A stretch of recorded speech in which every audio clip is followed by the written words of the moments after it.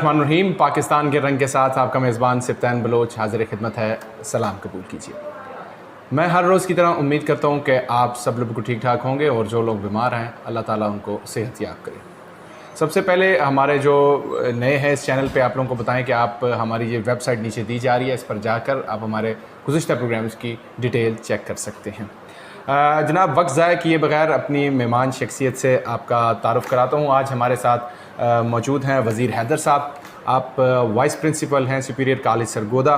इनसे गुफ्तगू करेंगे, एजुकेशन सिस्टम के हवाले से बातचीत करेंगे, जो ऑनलाइन क्लासेस हैं इसी हवाले से बातचीत करेंगे। सबसे पहले वज़ीर हैदर साहब, आपके प्रोग्राम में खुशामदीद। बहुत शुक्रिया सिप्तान भाई, आपने आज मुझे मौका दिया कि आपके प्रोग्राम में आ सकूं और इतने ढेर सारे लोगों के साथ इतने अहम मौजू के ऊपर बात कर सकूं।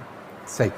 अच्छा वज़ीर साहब, ये बताइएगा, क्योंकि एक माहिर तालीम के तौर पे भी आप एक इदारे को रन कर रहे हैं, उसमें भी आप अपनी खिदमात सर अंजाम दे रहे हैं।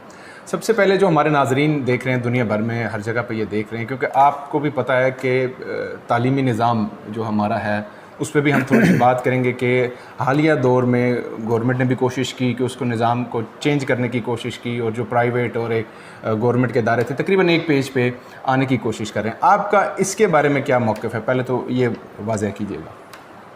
बिस्मिल्लाहिर्रहमानिर्रहीम। सिप्तान भाई, सबसे पहले तो ये कि एजुकेशन के ऊपर जितनी भी बात की जाए, इसकी अहमियत के ऊपर बात की जाए, तो एक ही बात मैं करूँगा, ज़्यादा डिटेल में जाने की ज़रूरत नहीं है जी। कि जब पहली वही जो नाजिल हुई अल्लाह ताला की तरफ से, वो भी यही थी, इक़रा बिस्म रब्बिकल्लज़ी खलक़, यानी उसका ताल्लुक़ भी इल्म के साथ, तालीम के साथ और इसी चीज़ के साथ उसकी वाबस्तगी थी। तो यहीं से हमें अंदाज़ा लगा लेना चाहिए कि तालीम की अहमियत किस लेवल पे है अल्लाह ताला की उस हस्ती के लिए जिसने इस पूरे जहान को, बल्कि कई जहानों को खल्क़ किया जी। बाकी जहाँ तक तालीमी निज़ाम का सवाल है और इसको एक करने की बातें जो हम करते हैं और सोचते भी हैं, कई जो थोड़े से हमारे ऐसे लोग पढ़ लिख जाते हैं, कहते हैं जी एक तालीमी निज़ाम होना चाहिए। तो हमें इसमें सिर्फ भी एक चीज़ ये सोचनी चाहिए कि अब ये इतनी ज़्यादा चीज़ बढ़ चुकी है, इतने तालीमी निज़ाम हमारे मुल्क में बन चुके हैं कि उसके साथ बहुत सारे लोगों के स्टेक्स वाबस्ता हैं। ठीक है। अगर आप उसको एब्रप्टली एक पेज पर लाने की कोशिश करेंगे तो वो ढेर सारे, जिस तरह हम वर्ड यूज़ करते हैं कि जी माफियाज़ बन चुके हैं, तो वो इतने ढेर सारे माफियाज़ हैं और वो बड़े बड़े लेवल पे भी हैं और छोटे छोटे लेवल पे हमारे गली मोहल्लों तक की हद तक भी मौजूद हैं। ठीक है। उन माफियाज़ को तोड़ना इतना आसान काम नहीं होगा, और आप उसको एब्रप्टली अगर कहें कि कोई गवर्नमेंट आया और वो उसको एक झटके में आकर सबको तालीमी निज़ाम को एक कर दे, तो ये बिल्कुल इम्पॉसिबल है। यानी आपके यहाँ गवर्नमेंट एजुकेशन सिस्टम है, फिर आपके यहाँ गवर्नमेंट एजुकेशन सिस्टम में भी आगे कई डिवीजन्स हैं, उसमें गवर्नमेंट स्कूल्स अलग हैं, फिर इंग्लिश मीडियम अलग हैं, फिर दानिश स्कूल सिस्टम भी गवर्नमेंट के हैं, वो अलग हैं। फिर आप प्राइवेट सेक्टर की बात करते हैं तो प्राइवेट सेक्टर में भी इतने डिवीजन्स हैं कि मैं शायद उसको गिनवाना चाहूँगा, अभी तो वो नहीं गिनवा सकूँगा। फिर आपके यहाँ इस्लामिक एजुकेशन का कॉन्सेप्ट एक टोटली डिफरेंट है, वहाँ पे मदारिस का निज़ाम है। अब जब आप मदारिस में जाएंगे तो वहाँ पर मसलक की मदारिस इतने ज़्यादा हैं कि आप उसको जब डेप्थ में जाएंगे तो आप एक दफ़ा हैरान हो जाएंगे। आपको वो किसी शायर ने कहा था कि हाथ उलझे हुए रेशम में फंसा बैठा हूँ, अब बता कौन से धागे को जुदा किससे करूँ। तो ये जब तक आप पूरी सोसाइटी को, तमाम स्टेक होल्डर्स को, गवर्नमेंट अपोजिशन को साथ लेकर नहीं चलती, आप स्कूलिंग में गवर्नमेंट, प्राइवेट, मदारिस, तमाम मसालिक, तमाम मकातब हाय फ़िक्र को अपने साथ मिलाकर नहीं चलेंगे और उनको ये जब तक बावर नहीं कराएंगे कि आपका लॉस नहीं होगा, उस वक्त तक ये सिस्टम हम तब्दील नहीं कर सकेंगे। क्योंकि अभी हम इंडिविजुअलिज़म की तरफ दौड़ रहे हैं। अगर हम कलेक्टिविज़म की तरफ आएंगे तो हमें इंडिविजुअल गोल्स को साइड पे करना पड़ेगा, लेकिन उसके लिए अभी हमें बहुत मेहनत की ज़रूरत है। अभी हमें लोगों को एजुकेट करने की ज़रूरत है। और सबसे मेन चीज़, मैं इस बात को इख्तिताम करूँ इसके ऊपर, जब तक आवाम को आप अवेयरनेस नहीं देंगे उस वक्त तक आप लोगों से नहीं लड़ सकते। अगर आप कहें कि आप एजुकेशन सिस्टम सारे तब्दील कर देंगे, आज आप फॉर एग्जाम्पल आप हमें कहें जी प्राइवेट कॉलेज बंद कर दें, गवर्नमेंट सेक्टर ही सारे रन करेगा, तो क्या हम करेंगे? नहीं, टोटली डिफरेंट है। ठीक है। अच्छा, यहाँ पे क्योंकि गवर्नमेंट के रेट हमेशा आपको पता है कि वो उसमें मनवाने की कोशिश करते हैं, तो आप बतौर जो प्राइवेट कॉलेज रन भी कर रहे हैं, इसमें क्या समझते हैं कि जब गवर्नमेंट ने कहा कि कुछ जनाब इतनी ज़्यादा तफरीक नज़र ना आए, कुछ सब्जेक्ट जो उनको इम्पोज किए जा रहे हैं, कोशिश की जा रही है, तो ये मामन साबित होंगे आपके इदारे भी प्राइवेट जो ये बिल्कुल टोटली एक दूसरी साइड पे चलेंगे? उसमें सिप्तान भाई एक सबसे बड़ा क्वेश्चन मार्क जो गवर्नमेंट के ऊपर लगता है वो ये है कि गवर्नमेंट की बात तो तब कोई माने, गवर्नमेंट की रेट उस वक्त कायम होती है जब गवर्नमेंट वो चीज़ जिसको गवर्नमेंट डायरेक्टली ओन कर रही है, डायरेक्टली सुपरवाइज कर रही है, उसमें गवर्नमेंट बहुत अच्छा कर रही हो। सही। यानी एक मेरा घर है, मैं दूसरे बंदे को कहूँ कि यार तुम अपना घर मेरे घर की तरह मैनेज करो, और मैं अपना घर ही सही मैनेज ना कर पा रहा हूँ, तो मैं उसे कैसे करवा सकता हूँ? यानी कि आम जबान में अगर हम कह सकें तो गवर्नमेंट अपने पहले गवर्नमेंट के जो अपने इंस्टीट्यूट्स हैं उसको मिसाली को बनाए, रोल मॉडल बनाए, तो फिर बात अब फॉर एग्जांपल लेके ना, गवर्नमेंट के पास वो चीज़ें हैं जो प्राइवेट सेक्टर के पास नहीं है। फॉर एग्जांपल आप गवर्नमेंट स्कूल्स की बात करें, हर स्कूल में हम जब पढ़ते रहे तो हमारे हाई स्कूल में मस्जिद हुआ करती थी, किस प्राइवेट स्कूल में है? गवर्नमेंट स्कूल के पास अपने ग्राउंड हुआ करते थे, किस प्राइवेट स्कूल्स के पास हैं? गवर्नमेंट स्कूल का इतना बड़ा एरिया होता था कि उसमें आप बच्चा खुद निकलकर उसको फिजिकल सपोर्ट मिलती थी, वो मेंटल एजुकेशन के साथ साथ अपनी फिजिकली भी अपने आप को स्ट्रॉन्ग करता था। कौन सा प्राइवेट स्कूल ऐसा कर पा रहा है? इम्पॉसिबल है।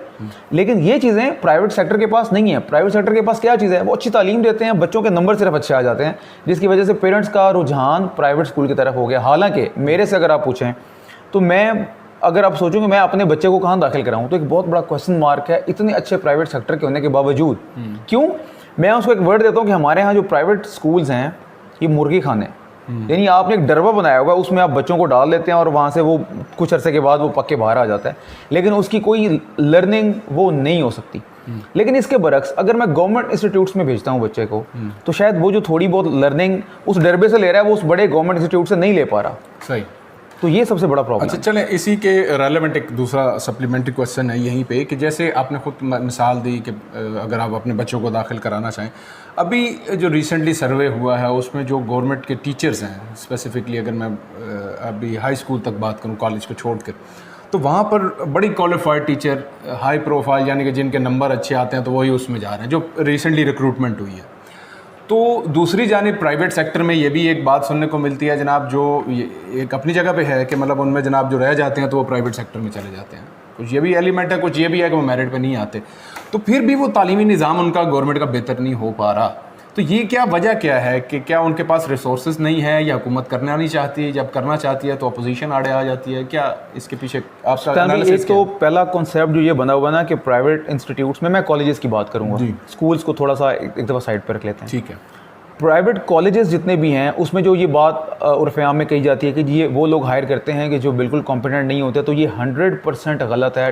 10-20% भी मैं नहीं कहूँगा। ठीक है। उसकी रीज़न ये है कि प्राइवेट सेक्टर का सारा दारोमदार ही टीचर्स के ऊपर है। अगर एक प्राइवेट इंस्टीट्यूट अच्छा टीचर हायर नहीं करता तो वो प्राइवेट सेक्टर में 1-2 साल से आगे नहीं चल सकेगा, उसका जो बेसिक पर्पज़ है वो ख़त्म हो जाएगा, वो फौत हो जाएगा।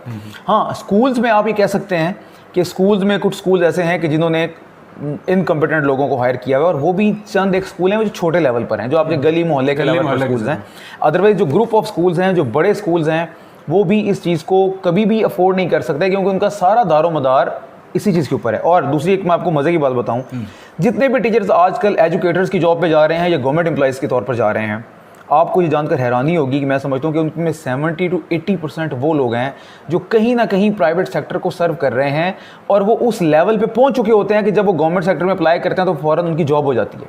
क्योंकि आप देखिए, फॉर एग्जांपल एक टीचर है, उसने एक कॉलेज में दिन के 7-8 लेक्चर पढ़ाने हैं। एक टीचर जब एक बंदा 7 दफ़ा एक टॉपिक रिपीट करेगा, आप सोचें कि वो कितना एक्सपर्ट हो जाएगा उसमें। फिर प्राइवेट सेक्टर में फीडबैक का निज़ाम है, बच्चे खुद फीडबैक देते हैं कि हमने जो आज का लेक्चर पढ़ा ये हमारे टीचर ने हमें किस तरह पढ़ाया। तो टीचर उस फीडबैक को सामने रखते हुए अपनी लर्निंग को बहुत अच्छा कर लेता है। जब वो इस लेवल पे पहुंच जाता है, फिर उसके लिए गवर्नमेंट जॉब को हासिल करना उतना मुश्किल नहीं रहता, वो आसान हो जाता है। लेकिन जब वही बंदा एक गवर्नमेंट इंस्टीट्यूट में जाता है, उसकी वो प्रोग्रेस नहीं होती उसकी प्राइवेट सेक्टर में थी। क्यों? इट मीन्स उसको वहाँ पर सिस्टम ऐसा मिला जिसके अंदर उसके ऊपर प्रेशर नहीं था, जिसमें उससे पूछगछ नहीं थी, जिसमें उसके ऊपर कोई बाइंडिंग नहीं थी, जिसकी वजह से वो एक हीरा जो प्राइवेट सेक्टर ने पॉलिश किया था, वो जब गवर्नमेंट सेक्टर में जाता है तो वो फिर एक उसको जंग लगना शुरू हो जाता है। तो ये सबसे बड़ा प्रॉब्लम है हमारा। क्योंकि देखिए, प्राइवेट सेक्टर ने फीडबैक लेना है, प्राइवेट सेक्टर ने अपने रिजल्ट्स देने हैं, प्राइवेट सेक्टर ने अपने आप को प्रमोट करना है, प्राइवेट सेक्टर ने अपना एडमिशन अच्छा करना है।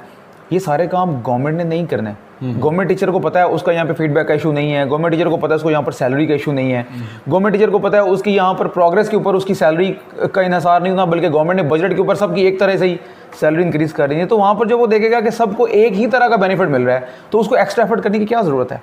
ये काम प्राइवेट सेक्टर में नहीं होता। प्राइवेट सेक्टर उस बंदे को ज़्यादा नवाजता है जो ज़्यादा काम कर रहा होता है। ये तो एक हकीकत है कि प्राइवेट सेक्टर में जितना अच्छा काम करेगा, जितना अच्छा डिलीवर करेंगे, उतनी उसकी सैलरी, इंसेंटिव्स, उसकी प्रमोशन, ये सारी उसे मोहित होगी। बिल्कुल ऐसे। लेकिन आपने दुरुस्त बात की, लेकिन ये तो एक अलग जानिब हम निकल पड़ेंगे कि प्राइवेट टीचर या तो बैठे हो हमारे साथ गवर्नमेंट के और एक सब लोग बैठे हो, तो ये फिर टॉक शो इस पर किया जा सकता है। इंशाल्लाह इसके ऊपर फिर बात करेंगे।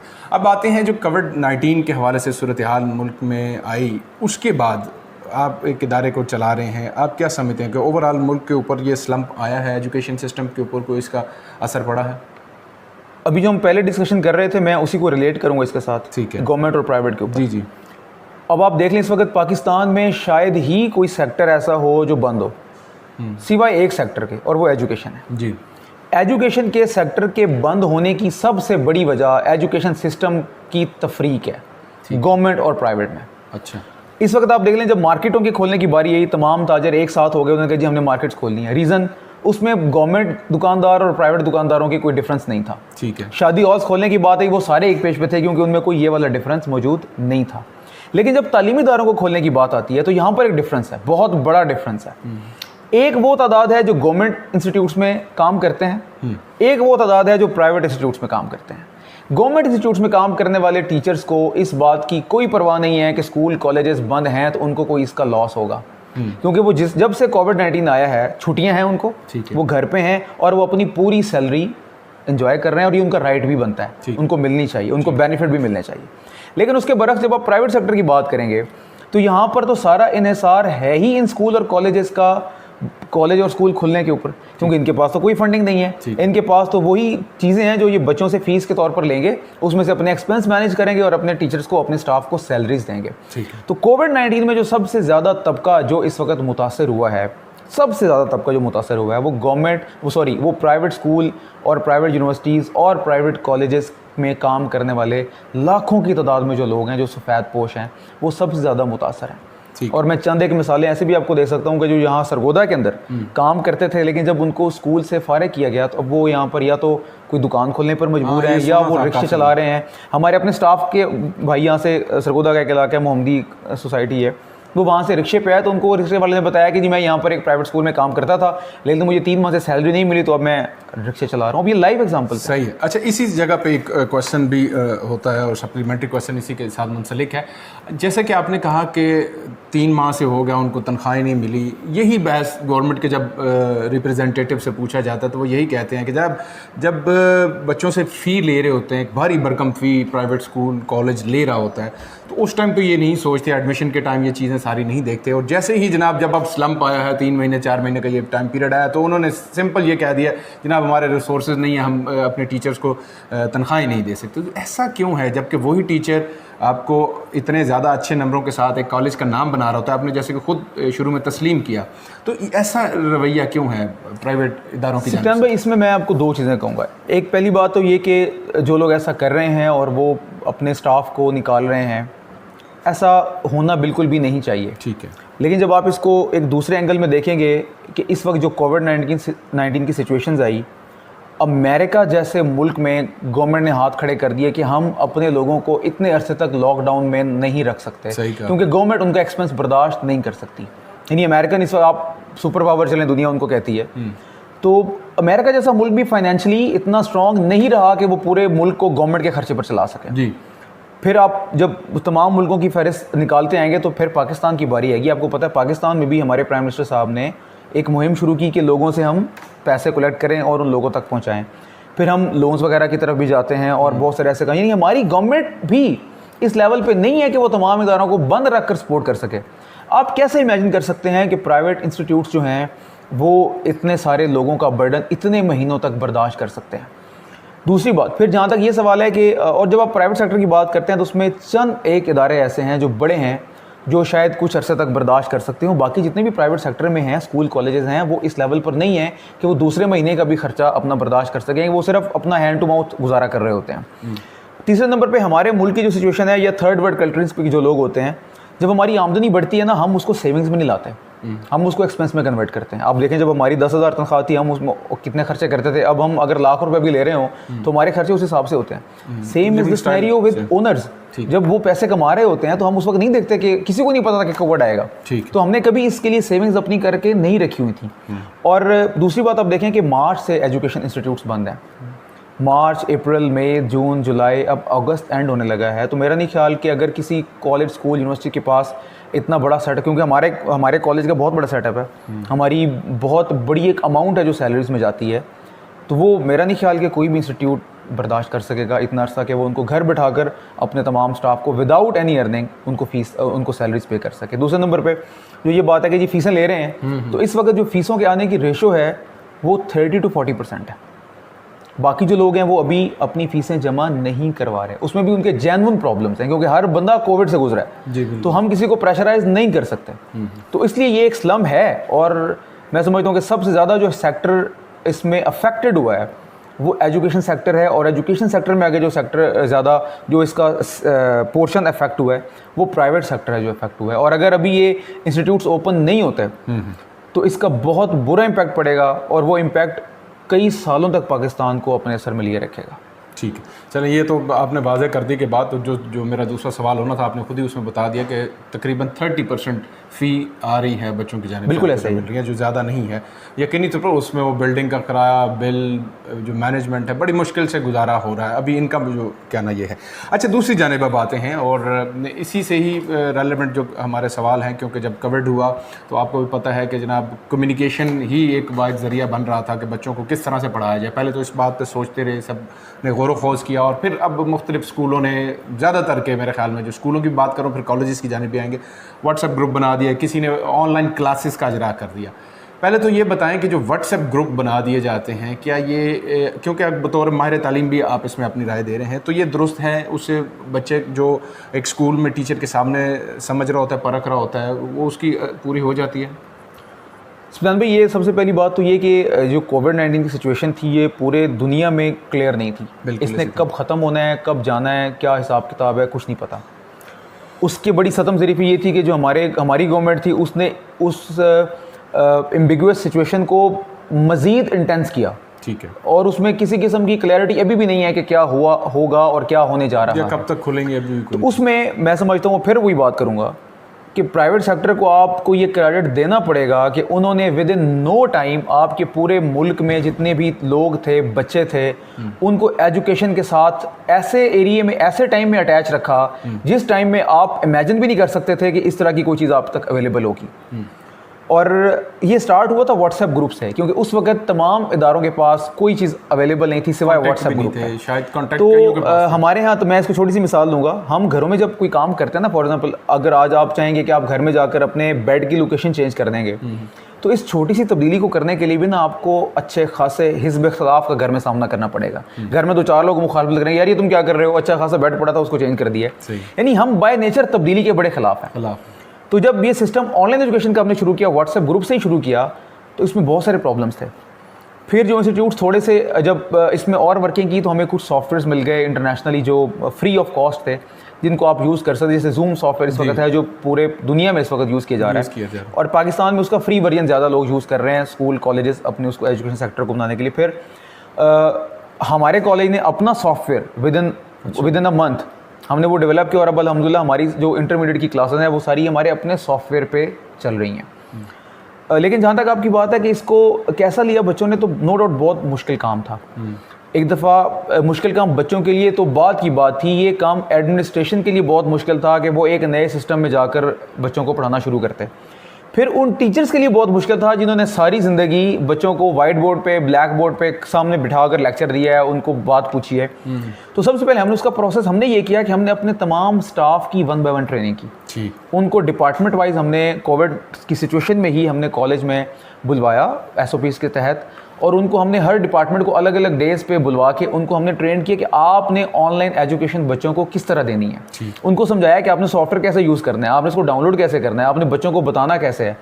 फिर हमने बच्चों के लिए वीडियोस बनवाई, वो वीडियोस हमने बच्चों को व्हाट्सएप ग्रुप बनाकर उसमें शेयर की, और उनको बताया कि जब आपने क्लासेस लेनी है तो पहले ये वीडियो देखें, उससे आपको पता चलेगा कि आपने ये क्लास किस तरह लेनी है। ठीक है। तो आप समझ लें कि हमें तकरीबन 1 महीना हमें लगा इतनी वर्किंग करने के बावजूद। उसके बाद जाकर अल्हम्दुलिल्लाह अब हम इस लेवल पे हैं कि अगर हमारी रूटीन में अटेंडेंस जो थी वो 94-95% तक जाती थी, तो अब हम वो अटेंडेंस ऑनलाइन क्लासेस की हम 80s तक हम उसको मैनेज करके आते हैं। जो बाकी के 10%-20% का मसला है, उसमें इंटरनेट का इशू है बच्चों का, उसमें पैकेजेस का इशू है, उसमें नो डाउट कई इलाके ऐसे हैं जहाँ पर बच्चे इस लेवल पे नहीं है कि उनको मोबाइल फ़ोन या लैपटॉप उनके घर वाले परचेज़ करके दे सके, तो उनका वो मार्जिन है। लेकिन स्टिल 70-80% वो रेशो है जो ऑनलाइन एजुकेशन ले रही है। ठीक। क्योंकि इसके अलावा हमारे पास अब पूरी दुनिया में कोई और ऑप्शन था ही नहीं। ठीक। अच्छा, अभी आपने जिक्र किया वही कि जनाब जो ऐसे भी हैं, क्योंकि आपके प्राइवेट कॉलेजेस में भी जैसे कि पता है 70% 80% या अबव जो नंबर लेते हैं तो वो थोड़ा सा मिडिल क्लास से होते हैं, या उनके तालीमी निज़ाम ये देखने में आया, एक एनालिसिस है, मुमकिन है कि गलत भी हो सकता है, मैं इसको कोई हतमी बात नहीं कर रहा, लेकिन वो बड़ी ही बैकवर्ड एरिया से ज़्यादातर जो हमारी रिपोर्ट्स हैं उसके मुताबिक। अभी आपने ख़ुद वो बात कही कि उनके पास तो रसाई भी नहीं होती, उनके तो वालिद जैसे कि कोविड के हवाले से उनको भी प्रॉब्लम का सामना करना पड़ा, उनका रिसोर्सेज नहीं होते, इंटरनेट नहीं होता, एंड्रॉयड सेट नहीं होते, जबकि आप दूर दराज के इलाकों में जाएँ यही प्रॉब्लम्स हैं, सिग्नल्स नहीं है। तो ऐसे में कॉलेज ने कहीं किसी की मामनत की कि वाकई जनाब ये अब प्रॉब्लम है, इसका अगर वो बच्चा भी बड़ा लायक था, अगर वो रह गया तो यूँ समझे कि ये सारा प्रॉब्लम बन जाएगा और एक नाम नहीं बनेगा इदारे का, तो इसके लिए क्या इकदाम उठाए गए? सुल्तान भाई, सबसे पहली चीज़ तो मैं ये कहूँगा कि एक शिकवा है और उसके बाद एक मुबारकबाद भी है। शिकवा ये है कि हमारे मुल्क में अभी तक वो लेवल है कि हम जिस चीज़ के ऊपर सबसे कम एक्सपेंस करते हैं वो हमारी तालीम है। जी, इसी तरह यानी आप देख लें कि अगर हम एक शादी पे हमने जाना है तो हमने उस शादी पे एक बंदे के लिए अच्छा सा सूट जूते लेने के लिए हम 15 हज़ार रुपये तो बड़े आराम से खर्च करें, और ये किसी की शादी पे किसी की शादी अपनी अगर है तो फिर तो उसकी तो मैं बात ही नहीं कर रहा। सही है। लेकिन जब हम एजुकेशन सेक्टर की बात करते हैं और कॉलेजेस की बात करते हैं, आप अगर कॉलेजेस की बात करेंगे सुल्तान भाई तो आप हैरान हो जाएंगे अगर मैं आपको स्टैट्स आपके सामने रखूँगा कि कॉलेजेस प्राइवेट सेक्टर के जितने भी हैं ये बच्चों से वो फीस चार्ज कर रहे हैं जो स्कूल्स भी नहीं कर रहे। स्कूल्स इनसे ज़्यादा फीस चार्ज कर रहे हैं। कॉलेजेस में आकर हमारे पेरेंट्स डिमांड करते हैं कि जी हमारे बच्चे की 30,000 40,000 फीस हो, और अगर आप उसको पर मंथ डिवाइड करें तो ये आपकी 2 से 2,500 रुपये पर मंथ फीस बनती है, जो कि किसी हवाले से भी पॉसिबल ही नहीं है कि बच्चा कॉलेज में आए और वो इतनी फ़ीस के ऊपर अच्छी एजुकेशन हासिल करके ले जाए। तो ऐसे सिचुएशन में जब हमने कोविड-19 के अंदर ऑनलाइन क्लासेस का इजरा करना था, उसमें पेरेंट्स को एक मुबारकबाद भी है। बहुत सारे पेरेंट्स ऐसे थे जिनके बच्चों के पास लैपटॉप और मोबाइल नहीं थे, लेकिन जब वो हमारे पास आए तो हमने उनको बताया कि इस वक्त पूरी दुनिया में ऑप्शन ही कोई और नहीं है ऑनलाइन एजुकेशन के अलावा। या तो ऑप्शन ये है कि आप घर बैठा दें, 3 महीने कुछ भी ना पढ़ाएं, या फिर ये कि आप इनको मोबाइल लेकर दे दें, लैपटॉप लेकर दे दें। और उसके लिए उनको कन्विंस किया कि देखिए आप बच्चे को जब रोज़ाना भेजते हैं, आप इनकी वैन का खर्चा पे करते हैं, आप इसके ड्रेसिंग का खर्चा पे करते हैं, आप इसके आने जाने का एक्सपेंस पे करते हैं, खाने पीने के पैसे देते हैं, तो आप महीने का इसके ऊपर 8-10 हज़ार किसी न किसी तरीके से एक्सपेंस कर रहे हैं। आप अगर 3-4 महीने का मिलाएंगे तो 40-50 हज़ार तो आपको लगाना ही है उसके ऊपर। आपने बाइक भी तो लेकर दिया हुआ है उसको, उसके पेट्रोल का भी खर्चा तो आप उसको देते ही हैं। ठीक है। तो अगर आप इसकी जगह इसको एक मोबाइल फ़ोन लेकर दे देंगे और उसमें 500 या 1000 रुपीज़ का अगर पर मंथ का पैकेज होगा तो वो बच्चा आपका आराम से पूरा महीना उसमें पढ़ लेगा। तो बहुत सारे पेरेंट्स ने ऐसे किया और हमारे पेरेंट्स ने औलाद की खातिर बहुत कुर्बानी दी इस ऑनलाइन एजुकेशन के दौर में। बहुत सारे पेरेंट्स ने ये काम किया। हाँ, फिर भी जो कुछ रह गए उनके लिए हमारे पास ऑप्शन था। हमने उन बच्चों को कहा कि आप कॉलेज आ जाएं, हमारे पास लेक्चर जो हम देते हैं टीचर्स वो हमारे पास रिकॉर्डेड फॉर्म में अवेलेबल है। तो अगर किसी बच्चे के पास अवेलेबल नहीं होता तो वो आ जाए हमारे पास, हम उसको रिकॉर्डेड लेक्चर वो दे देते हैं। फिर जैसे मैंने अपने सॉफ्टवेयर की बात की, हमारा वो सॉफ्टवेयर का बेनिफिट ये है कि वो 24 घंटे सॉफ्टवेयर अवेलेबल है। बच्चा अगर क्लास मिस भी कर बैठता है तो उस वक्त 24 घंटे आप उस सॉफ्टवेयर पे जाएंगे, वेबसाइट ओपन करेंगे, आपको तमाम लेक्चर्स वहाँ पर अवेलेबल हैं। आप उनको रीड कर सकते हैं, आप उनको सुन सकते हैं, आप वहाँ पर क्विज अटैम्प्ट कर सकते हैं। तो वो सारे काम उसका बंदोबस्त हमने किया। सही। अभी आपने जैसे कि कहा ऑनलाइन क्लासेस का इजरा हो गया और आपने अपने टीचर्स को ट्रेनिंग भी दी, उसके बाद जाके वो उसके काबिल हुए, कैपेबल हुए कि वो जनाब बच्चों को बता सकें। क्या मुश्किलात का सामना करना पड़ रहा है अभी भी स्टिल, जबकि ज़रूरी होता है ना कि बच्चे का रिस्पांस आ रहा है नहीं आ रहा है, क्योंकि लेक्चर आप जब दे रहे होते हैं तो ज़रूरी होता है कि आपको पता चलता रहे कि वाकई ये मैं सही सिमत में जा रहा हूँ या दूसरी सिमत में जा रहा हूँ। तो इसका फीडबैक लेने के लिए आपने क्या किया? उसका फीडबैक हम 2 तरह से हम ले रहे थे जी। एक फीडबैक तो हमारा होता था कि हमारे जो एडमिन के स्टाफ के लोग थे, अब हमने ये भी चेक करना था कि हमारी क्लासेस हो भी रही हैं कि नहीं हो रही। तो हमने जो सॉफ्टवेयर यूज़ कर रहे थे उस पर लिंक जनरेट होता था क्लास का। ठीक है। हमने वो लिंक अपने मुख्तलिफ लोगों में डिवाइड किए हुए थे। यानी फॉर एग्जांपल अगर हमारी 100 क्लास चल रही है तो हमने 5 बंदों के ज़िम्मे 20 लॉगिन उनको दिए हुए थे। तो हर बंदा जो है वो लेक्चर के टाइम पे उस लॉगिन में एंटर होता था और उससे पता चल जाता था कि ये टीचर इस वक्त इस सब्जेक्ट की क्लास इसको लेना चाहिए थी, क्या वो ऑनलाइन है या नहीं है। फिर उस सॉफ्टवेयर पे जो बच्चे ऑनलाइन होते थे उनकी लिस्ट आ रही होती थी, वहाँ से हमें पता चल जाता था कि अच्छा कि अगर इस क्लास की स्ट्रेंथ 50 थी या 40 थी या 30 थी तो इसमें से कितने बच्चे इस वक्त क्लास अटेंड कर रहे हैं। उससे हमें एक आइडिया मिल जाता था कि हमारे कितने बच्चे इंटरेस्टेड हैं और वो ऑनलाइन एजुकेशन में आ रहे हैं।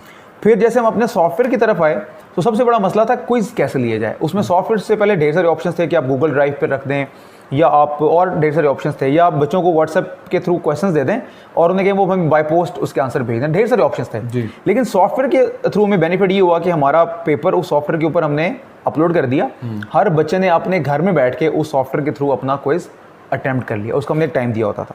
उस अटैम्प्ट की रेशो से हमारे पास फीडबैक आया था कि हमारे टोटल कितने बच्चे हैं जो उसके साथ अटैच हैं और वो क्या वो सीरियसली उसको ले भी रहे हैं या नहीं ले रहे हैं। हाँ, कुछ क्लासेस ऐसी होती हैं जैसे आर्ट्स की क्लासेस हैं, उनका कोर्स भी ज़्यादा मुश्किल नहीं होता और कुछ बच्चे भी ज़्यादा नॉन सीरियस होते हैं उसमें, उन बच्चों का थोड़ा सा फीडबैक इतना अच्छा नहीं है। लेकिन जो साइंसेस से रिलेटेड स्टूडेंट्स हैं, आप हैरान होंगे कि उनकी कई क्लासेस ऐसी भी हैं हमारी जिनकी अटेंडेंस 100% होती है डेली और वो अपना पूरा लेक्चर लेते हैं। ज़बरदस्त, ये बड़ी बात है हमारे नाजरीन के लिए और यह सरगोदा की मिसाल है आपके सामने, और जो यानी कि पूरी दुनिया में देखा जाएगा, बहुत से हमारे तालीम भी हमारा प्रोग्राम देखें तो जिंदा मिसाल इन्होंने जो दी। मैं आपको इसमें एक चीज़ ऐड कर दूँ, इस वक्त हमारे डेली बेसिस पे 535 लेक्चर्स ऑनलाइन होते हैं। अच्छा, सुबह 8:30 बजे से लेकर 1:15 बजे तक, अगर इंटर से लेकर मास्टर्स तक 535 ऑनलाइन लेक्चर्स हमारे डेली होते हैं और सारे के सारे हमारे स्टाफ चेक करता है कि क्या ये लेक्चर आज हुआ। इस लेक्चर को कोई टीचर हमारा लीव पे था तो उसके लेक्चर्स हम अरेंज करते हैं ऑनलाइन के ऊपर भी, टीचर को शिफ्ट कर देते हैं। तो ये इतने लेक्चर्स हम डेली बेसिस पे दे रहे हैं। ठीक है। अच्छा, ये जो बड़ी खूब गुफ्तगू जारी है, अभी आपने छोटी सी मिसाल दी कि कुछ ऐसे स्टूडेंट्स हैं, बिल्कुल हर जगह पे कह लेंगे ना, बिल्कुल कम वो तादाद में ज़रूर होंगे, लेकिन उन्हें नज़रअंदाज नहीं किया जा सकता कि टीम की मारे तो उन्हें साथ लेकर चलना होता है। जैसे कि आपने बताया कि उनके लिए आपने उनको एग्जाम्पल दी कि जनाब बच्चों के ऊपर आप इतना एक्सपेंस कर रहे हैं, 40 से 50 हज़ार रुपये अगर आप एक सेमेस्टर का लगा रहे हैं तो वो अपने बच्चों को एंड्रॉयड लेकर दे सकते हैं। लेकिन फिर भी कुछ तादाद बच जाती है, जैसे कि आपने क्विज़ का सिलसिला स्टार्ट किया, तो मुमकिन है कि उनमें से कुछ जो है वो उसके साथ टच ना हो सके हों, वो ना उसकी क्लासेस ले पा रहे हों, तो क्या उन्हें भी आप कंसिडर करेंगे जब रिज़ल्ट का टाइम आएगा, या उन्हें इग्नोर कर दिया जाएगा? सुल्तान भी प्राइवेट सेक्टर इग्नोरेंस वाले वर्ड से बिल्कुल आशना ही नहीं है। ठीक है, क्योंकि हम जो बच्चा भी, और मैं सिर्फ अपने कॉलेज की नहीं, मैं सबकी बात कर रहा हूँ। इसमें अगर मैं कहूँ जी हम ऐसा करते हैं तो गलत हो गया सबके साथ। हर बंदे ही अपनी जगह पर बहुत मेहनत करते हैं क्योंकि सबका सर्वाइवल ही इसी के साथ है। कौन सा प्राइवेट स्कूल या कॉलेज है जो इस बात को लेकर आगे चल सकता है कि वो बच्चों को इग्नोर करते हैं? तो इग्नोरेंस वाला काम नहीं है। हाँ, कुछ बच्चे ऐसे ज़रूर होंगे जो, अब इसमें मसला ये होता है कि एक बच्चा ऑनलाइन है, जैसे हमारा प्रोग्राम कुछ लोग सुनेंगे, हो सकता है किसी को हमारी एक आवाज़ आए, दूसरी आवाज़ जाते उसका नेट का प्रॉब्लम हो जाए या डिस्टॉर्ट हो जाए, तो बच्चे को बाज़ वक्त प्रॉब्लम हो जाएगा। तो जैसे ही इंस्टीट्यूट्स खुलेंगे, अल्लाह करे जल्दी खुलें, तो ज़रूर ऑप्शन हमें रखना है और रखना पड़ेगा कि जो बच्चे वो क्लासेस नहीं ले सके, हमें उनको अब किस तरीके से आगे लेके जाना है। एक्स्ट्रा क्लासेस का उनके लिए बंदोबस्त हमें करना पड़ेगा, इसके अलावा कोई ऑप्शन नहीं बनता। क्योंकि ऑब्वियसली अब इसमें सबसे बड़ी बात यह है कि इस वक्त पार्ट 1 के पेपर नहीं हुए, बच्चा इस वक्त ऑटोमेटिकली पार्ट 2 में प्रमोट हो चुका है, या जो मैट्रिक में थे उन्होंने 9th के पेपर नहीं दिए, वो 10th में प्रमोट हो चुके हैं। और इसी तरह जिस बच्चे ने 10th के पेपर देने हैं वही नंबर उसके 9th के काउंट होने हैं, जिसने 12th के पेपर देने हैं वही मार्क्स उसके 11th के काउंट होने हैं। यानी बच्चे के पास एक ही साल का पेपर है। इदारों के ऊपर भी बहुत बड़ी जिम्मेदारी है कि उन्होंने बच्चों को थोड़े से टाइम में सारा कोर्स कवर करवाना है, क्योंकि एक साल के नंबर 2 सालों के नंबर काउंट होंगे। पहले तो ऑप्शन होता था कि चलें आपने एक साल में अच्छे नंबर नहीं लिए तो अगले साल आप अच्छी मेहनत करके ज़्यादा नंबर ले लें, अब वो ऑप्शन ख़त्म हो चुका है। अब यही साल है, इसी में आपने जो करना है वो आपका पिछले साल का काउंट होना है। तो मेरे ख्याल में किसी भी ऐसे बच्चे को जो नहीं तालीम हासिल कर सका इस ऑनलाइन एजुकेशन के दौर में, इदारा उसको इग्नोर नहीं कर सकेगा। ठीक। अच्छा, यहाँ पे एक बच्चों की शिकायत सामने आती है कि अक्सर औकात जनाब जो ऑनलाइन क्लासेस होते हैं, टीचर्स होते हैं, वो आगे कुछ काम होता था डिवाइड हो जाता था, यानी कि कॉलेज में या स्कूल में कुछ काम हो जाता था। अब वो कहते हैं कि बस ये असाइनमेंट है, ये 2 चैप्टर हैं, ये आपने यहाँ से यहाँ मुकम्मल कर लेने हैं। मैं अक्सरियत की बात कर रहा हूँ, ज़रूरी नहीं कि आपके इदारे की बात, मैं जनरल बात एक कर रहा हूँ इसमें। तो ये एक कंसेप्ट भी बच्चों में पाया जाता है कि जनाब इदारा अपनी जान छुड़ाने के लिए, और पेरेंट्स का ये भी गिला शिकवा रहता है कि जनाब अब ये क्या ऑनलाइन का सेटअप आ गया, कभी नेट की फैसिलिटी होती है कभी नहीं होती। तो इसको कॉर्डन करने के लिए, क्योंकि बच्चों के भी तो ये प्रॉब्लम्स आ रहे हैं, तो उसके लिए भी कुछ सोचा है आपने? सुल्तान भाई, इसमें जो सबसे बड़ी प्रॉब्लम है वो मैं उसमें सपोर्ट नहीं करूँगा किसी भी तबके को लेकिन एक चीज़ देखनी हमें पड़ेगी कि जो टेक्नोलॉजी है जी अनफॉर्चुनेटली हम पढ़े लिखे लोगों को भी अभी तक उसका वो इस्तेमाल नहीं आता जो कि उसका ओरिजिनली होना चाहिए। ठीक है। ऑनलाइन एजुकेशन में जो टीचर इस तरह के काम करते हैं उसमें मैं ये नहीं कहूँगा कि वो 2 नंबरी करते हैं या वो जानबूझकर ऐसा कर रहे हैं। मेरा जहाँ तक एक्सपीरियंस है वो ये है कि अभी वो बेचारे अभी उसके साथ उतना फेमिलियर ही नहीं होते, क्योंकि इस टेक्नोलॉजी में अब बच्चे से आपने टेस्ट लेना है, अब ढेर सारे ऑप्शंस मौजूद हैं, लेकिन हर बंदे को उसका नॉलेज नहीं होगा। आपके पास फिर मोबाइल में कोई चीज़ सपोर्ट करती है, लैपटॉप में कोई सॉफ्टवेयर आपको सपोर्ट करता है, कोई नहीं करता। अब इदारों में भी एक आध बंदा टेक्निकल डिपार्टमेंट में होता है जो चला रहा होता है। अब वो अगर एट अ टाइम 100 बंदों को मसला हो गया तो वो 100 बंदों तक नहीं पहुंच सकेगा। फिर हमारे यहाँ अवेयरनेस नहीं है कि हम उस प्रॉब्लम को उसको ट्रबल शूट किस तरह करेंगे। तो ये प्रॉब्लम्स हैं जो टीचर्स को सबसे ज़्यादा हैं, क्योंकि अब देखें ना, एक बंदा फॉर एग्जांपल 50 साल की एज का है, वो टीचर है, 50 साल उस बेचारे ने रेगुलर पढ़ाया है। 50 साल के बाद आप उसे कहते हैं कि भाई अब तुमने ऑनलाइन पढ़ाना है, मोबाइल सामने रखो और इसको तुम जूम के थ्रू पढ़ाओ या नए सॉफ्टवेयर के थ्रू पढ़ाओ। How would he can? Possible ही नहीं है, क्योंकि देखें ना, हम एक उम्र के उस हिस्से में होते हैं जब हम लोगों को समझा रहे होते हैं। वहाँ पर एक 50 साल के आदमी को अगर एक 18-20 साल का लड़का आगे सॉफ्टवेयर समझा रहा हो, वो अंदर ना कहीं फील करेगा कि यार ये मुझसे आगे निकल गया, क्योंकि ऑटोमेटिकली हमने टेक्नोलॉजी को आज तक उस लेवल पे इस्तेमाल नहीं किया। हम मोबाइल पे व्हाट्सएप पे तस्वीरें भेजने, वीडियो शेयर करने तक की हद तक यूज़ करते हैं। हम मोबाइल पे, मैं आपको कहूँ कि मैं ऑप्शन निकालूँ तो हमारे वहाँ लोग मोबाइल यूज़ कर रहे हैं, उनको ऑप्शंस की नहीं पता इसमें क्या क्या चीज़ें हैं, क्योंकि ये पूरी दुनिया है मोबाइल फ़ोन जो एंड्रॉइड सेट है। सही बात। अब हमें इसका ऑनलाइन एजुकेशन के ऊपर आकर हमें पता चला अच्छा इसमें ये भी काम होता है, वरना इसका हमें पता ही नहीं था। आप हैरान होंगे कि हमें ईमेल की ज़रूरत होती थी जब ये ऑनलाइन एजुकेशन के लिए। कई लोगों को, बच्चों को ईमेल ही बनाना नहीं आता। अच्छा, अकाउंट बनाना नहीं आता। फिर अब ये प्रॉब्लम्स हैं। तो ये प्रॉब्लम अगर बच्चों को हैं तो टीचर्स को इससे, ये वाहिद ऐसा काम है ऑनलाइन एजुकेशन का, मुझे कहने दें, रूटीन की स्टडी में बच्चों को प्रॉब्लम होते हैं, टीचर हल करता है। ऑनलाइन स्टडी में बच्चा टीचर से ज़्यादा एक्सपर्ट है टेक्नोलॉजी में, क्योंकि जो टीचर्स हैं वो बच्चे अब उसे, क्योंकि हमने ये एंड्रॉयड सेट जो आपके और मेरे पास है, हमने ये 2012-13 में लिया, जब हम अपनी स्टडी कंप्लीट करके या अपनी रूटीन, अपनी कैरियर लाइफ में 2-3 साल एंटर हो चुके थे।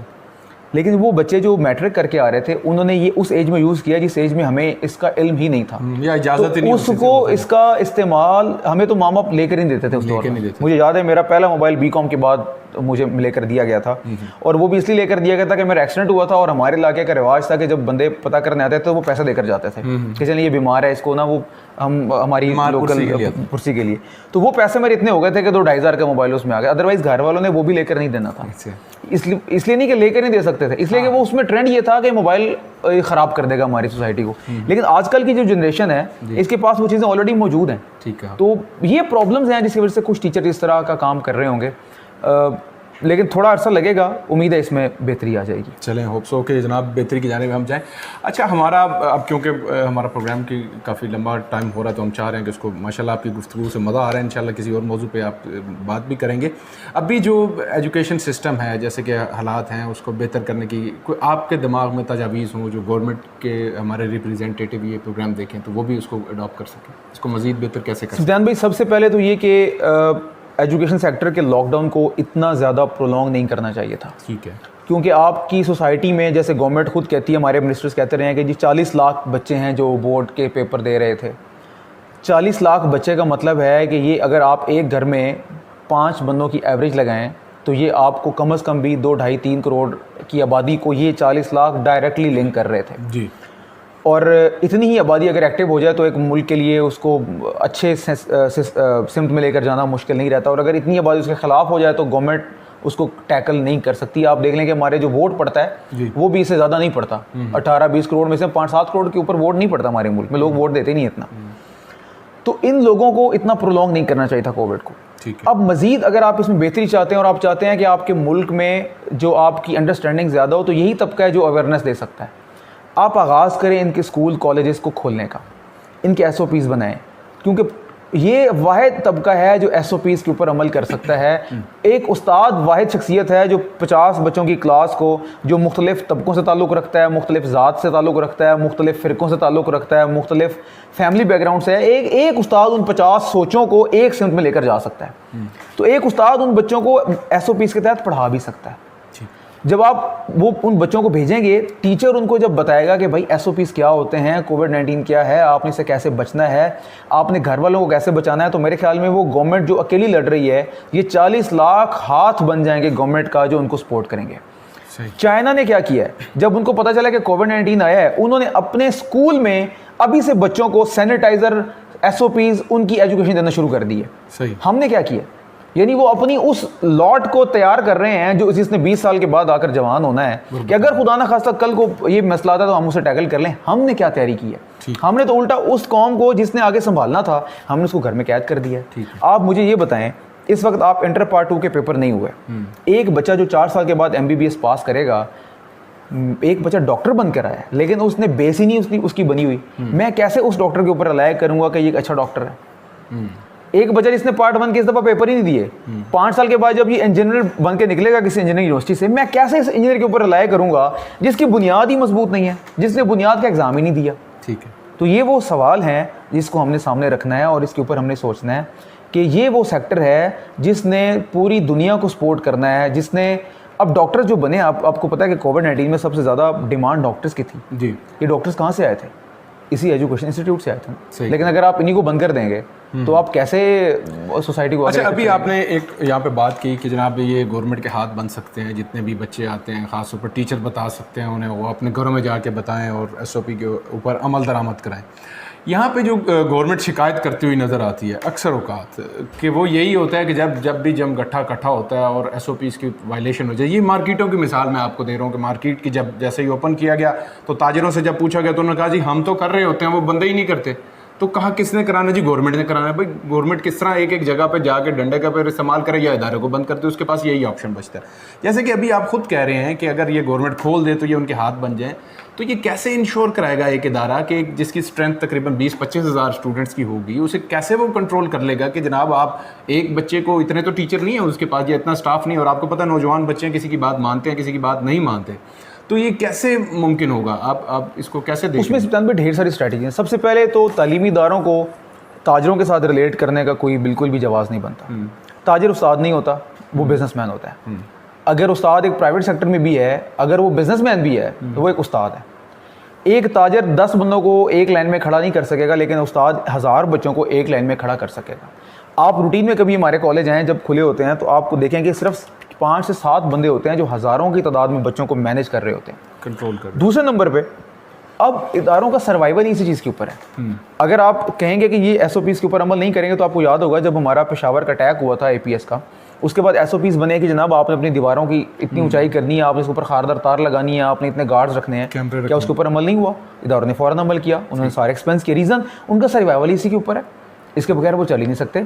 फिर एक टीचर जब बच्चों को समझाएगा तो उसमें उसे कोई प्रॉब्लम नहीं होगी कि वो बच्चों को रोक के रखे कि भाई अभी बाहर रश है, अभी आपने नहीं निकलना। दूसरे नंबर पे एक इदारे में 25,000 स्टूडेंट है, क्या वो 25,000 एक जगह पे बैठेंगे? मुमकिन ही नहीं है। उन 25,000 की अगर 1000 भी डिफरेंट क्लास बनी हुई है तो वो अपनी अपनी क्लास में बैठे हुए होंगे। फिर क्लास में भी टीचर के पास ऑप्शन है, वो उनको कितने डिस्टेंस पे बैठा सकता है। फिर आपके पास मजीद ऑप्शन क्या है, आप इनकी डिफरेंट शिफ्ट्स बना सकते हैं। आप कुछ को मॉर्निंग में बुला लें, आप उसमें डिवाइड कर लें कि जो बच्चे बाहर से आते हैं वो इवनिंग मॉर्निंग में आ जाएं, जो बच्चे शहर से हैं वो आपके इवनिंग मॉर्निंग में, यानी कि आप उसकी डिफरेंट शिफ्टें बना सकते हैं। उसमें कई ऑप्शंस हैं जो आप देख सकते हैं, लेकिन सिर्फ पहली where there is a will there is a way. अगर आप हिम्मत ही नहीं करेंगे तो हम कभी भी कर नहीं सकेंगे। असल में क्या आप ये बतौर एक प्राइवेट इदारे के क्या आप समझते हैं कि जब भी मुराद रास या दूसरे लोगों से मुज़ाकरात की जाते हैं तो ये कहते हैं कि जनाब ये फिर बात को मानते नहीं है, बात में पीछे हट जाते हैं, जो हमारे प्राइवेट सेक्टर की वो बात करते हैं। तो आप लोग इस बात को इंश्योर करवाते हैं कि अगर गवर्नमेंट जो SOPs बनाएगी उसके ऊपर 100% वो आप लोग अमल दरामद करें? प्राइवेट इदारे, आपसे मुराद प्राइवेट इदारों की। सिद्धांत भाई, मैं तो ये समझता हूँ कि गवर्नमेंट SOPs अगर बनाए हैं तो पिछले 5 महीनों में कोई SOPs तो सामने आने चाहिए थे। ठीक है। 5 महीनों में किस एक, यानी आप ये मुझे बताएं, मैं थोड़ा सा माज़रत लंबा हो गया प्रोग्राम हमारा जी, कि एक दिन हमारे मिनिस्टर साहब अनाउंस करते हैं कि जी हमारे एजुकेशन सेक्टर 31 मई तक बंद हो गया, 2.5 महीने बंद हो गया। अच्छा, 2.5 महीने बंद होने के बाद उनकी प्रेस कॉन्फ्रेंस आती है और वो कहते हैं कि जी ये अब आगे मजीद 2 महीनों के लिए बंद हो गया। मैं इसको रिलेट करूंगा, वो हमने एक लतीफ़ा सुना था कि एक शख्स ने कहा कि भाई मुझे अल्लाह के नाम पे पैसे दे दो। वो शख्स उसे लेकर गया और हमने बचपन में पढ़ा था कि तीसरी मंजिल पे जाकर उसे कहता है कि बाबा माफ़ करो। हमारे साथ तो वो काम किया कि 3 महीने ट्रक की बत्ती के पीछे लगा के 3 महीने के बाद फिर कहा अभी आगे मस्जिद बंद है। हाँ, ये जस्टिफाई होता अगर उन 3 महीनों के अंदर, जैसे मैं उस लतीफ़े की एग्जांपल लेता हूँ कि वो शख्स जो तीसरी मंजिल पे जाके उस फ़कीर को कह रहा है कि भाई माफ़ कर दो, अगर उसने 3 मंजिलों तक आते आते अगर उसके पास पैसे नहीं थे और उसने 3 मंजिलों पे लोगों से पता किया कि यार आपके पास अगर पैसे हैं तो मुझे दे दें, मैंने इसको देने हैं, तो अगर उसने ये काम किया और 3 मंजिलों तक जाते जाते उसे कोई बंदा नहीं मिला जिसके पास पैसे थे और फिर उसने कहा कि मुझे माफ़ कर दो, वो हक बजानिब था। लेकिन अगर वो 3 मंजिलों के ऊपर चढ़ाता गया उस बंदे को और एंड पे जाके कहता कि भाई माफ़ कर दो, तो फिर गलत है। अगर हमारे मिनिस्टर्स ने उन पहले 3 महीनों में बोर्ड्स के साथ मीटिंग की होती, प्राइवेट सेक्टर के साथ मीटिंग की होती, इनसे पूछा होता, इन्होंने वर्किंग की होती कि हमने बच्चों को पास करना है, फेल करना है, और फिर ये कहता है कि जी हम आगे प्रोलॉन्ग कर रहे हैं, ये हक बजानिब थे। लेकिन जब ये प्रेस कॉन्फ्रेंस कर रहे हैं कि हम बगैर इम्तिहान के बच्चों को पास कर रहे हैं और सहाफ़ी सवाल करता है कि जी जो बच्चे पेपर दे रहे थे, सप्ली वाले थे, उनका क्या बनेगा, प्रैक्टिकल के मार्क्स का क्या होगा, वहाँ पर मिनिस्टर साहब कहते हैं इसके ऊपर हमारी वर्किंग होगी और मैं नेक्स्ट प्रेस कॉन्फ्रेंस में इसको बताऊंगा। इट मीन्स कि आपने होमवर्क ही नहीं किया। सही कह रहे हैं। अभी भी आप कह रहे हैं कि एसओपीज हम नाम सुन रहे हैं, एसओपीज वो कहाँ है, वो कहाँ से निकल रहे हैं? यही है कि जब तक अभी तक प्राइवेट इदारों को बताया ही नहीं गया। आप हमें काम दें, मैं कहता हूँ आप हमारे सिर्फ इदारे को काम दे दें, हम आपको 1 घंटे में एसओपीज बना कर देते हैं कि जनाब ये एसओपीज हैं, इसके ऊपर अमल दरामद होना चाहिए। ठीक है, ये तो इतना बड़ा काम ही नहीं है। बिल्कुल नहीं है, लेकिन इसके ऊपर वर्किंग की नहीं जा रही या करना नहीं चाह रही, दो ही वजूहत हो सकती हैं। चलें जी, हमारा इंटरव्यू काफ़ी लंबा होता जा रहा है। प्रोग्राम के हवाले से क्या कहेंगे, आपकी क्या राय है पाकिस्तान के रंग के बारे में? सिप्तान भाई, ये तो आपने इसका जो प्रोग्राम का नाम रखा हुआ है ये इतना वास्ट है कि ये आप ही इसको संभाल सकते हैं। पाकिस्तान में कितने रंग हैं, ये पाकिस्तानियों को, मैं तो ओपनली कहूँगा कि शायद ही पाकिस्तान के रंग पाकिस्तानियों को उनकी ज़िंदगी में समझ आए। अगर पाकिस्तान की समझ आएगी हमारे लोगों को, ये थोड़ी सूफियाना बात हो जाएगी, तो ये क़यामत के दिन समझ आएगी। सही कि ये मुल्क क्यों बना था, इसके पीछे क्या लॉजिक्स थी और इसको किस किस हस्ती ने कितना सपोर्ट किया, कितना सपोर्ट कर रहे हैं और कब तक करेंगे। इसके रंगों की तमाम जो खूबसूरतियाँ हैं वो हमें क़यामत के दिन पता चलेंगी, उससे पहले नहीं चल सकती। तारिक अजीज़ साहब की मैं एक बात सिर्फ कोट करूँगा इख्तिताम पर। वो कहते थे कि किसी बंदे ने कहा कि किसी मुल्क के बारे में अगर जानना हो कि उस मुल्क में तरक्की हो सकती है या वो कितना खुशहाल है, तो देखो उसके पास पहाड़ हैं। उनका अगर फिर आपने जानना हो कि कोई मुल्क कितना स्ट्रॉन्ग है, तो देखो क्या उसके पास समंदर है, और समंदर भी वो कि जिसमें आमदोरफ्त हो सकती है। फिर उन्होंने कहा कि उस शख्स ने कहा कि अगर आपने किसी मुल्क के बारे में जानना हो तो ये चेक करो कि उस मुल्क में कितने मौसम है। फिर उन्होंने कहा कि अगर आपने किसी मुल्क की तरक्की के बारे में जानना हो तो आपने देखना है क्या उस मुल्क के पास मैदान है। मैं कितनी चीज़ें आपको गिनवाऊँ कि अल्लाह ने क्या चीज़ है जो इस पाकिस्तान में नहीं रखी। इसमें इतने सूबे जो हैं, ये सूबे नहीं, इसके रंग हैं। सही कहा। कितनी ज़ुबानें हैं इसकी, जो मुख्तलिफ कल्चर्स हैं, कितने इसके मौसम हैं जिसके ऊपर आप देखें। जो हमारे शुमाली इलाकों में इस वक्त टूरिज़्म होता है वो किस बेस पे होता है? सिर्फ पहाड़ों की बुनियाद पर नहीं होता। पहाड़ तो हमारे यहाँ सरगोदा के करीब भी है, वो मौसम की बुनियाद पर होता है। यानी हम मौसम की बुनियाद पर इतने करोड़ों डॉलर्स की हम एडवर्टीजमेंट कर रहे हैं अपने टूरिज़्म की। फिर हमारे मैदान देख लें कितने ज़रखेज़ हैं हमारे पास, दरिया हमारे पास कितने हैं, और पूरा मुल्क दरियाओं से सैराब होता है। हमारे पास मौसम कितने अच्छे हैं, हमारे पास ज़रखेज़ ज़मीन कितनी अच्छी है, हमारे पास पहाड़ भी वो पहाड़ के जिनके अंदर मादनियात भी हैं, वो पहाड़ की जो खूबसूरतियों में भी इजाफा करते हैं, और बुलंदो बाला चोटियाँ। और फिर पाकिस्तान वो मुल्क है कि जहाँ पर दुनिया के 3 बुलंद तरीन पहाड़ी सिलसिले पाकिस्तान में आकर जगलोड के मकाम पे मिलते हैं। फिर आप पाकिस्तान में तालीम की बात करेंगे तो अरफा करीम से लेकर डॉक्टर अब्दुल कदीर खान तक, डॉक्टर समर मुबारक मन तक, और मैं कितने साइंसदान, डॉक्टर अब्दुल सलाम से लेकर, और कितनी चीज़ें मैं आपको गिनवाऊँ। कहाँ से हम रंग ढूंढेंगे इस पाकिस्तान के और उनको हम अल्लाह करे। तो ये प्रोग्राम अल्लाह ताला आपको तौफीक दे कि आप इसको इसके वो तमाम रंग, तमाम तो शायद हम सारी उम्र में भी ना दिखा सकें, लेकिन जितनी अल्लाह आपको तौफीक दे और जितने रंग आप इसके हमें दिखा सकें वो भी कम होंगे।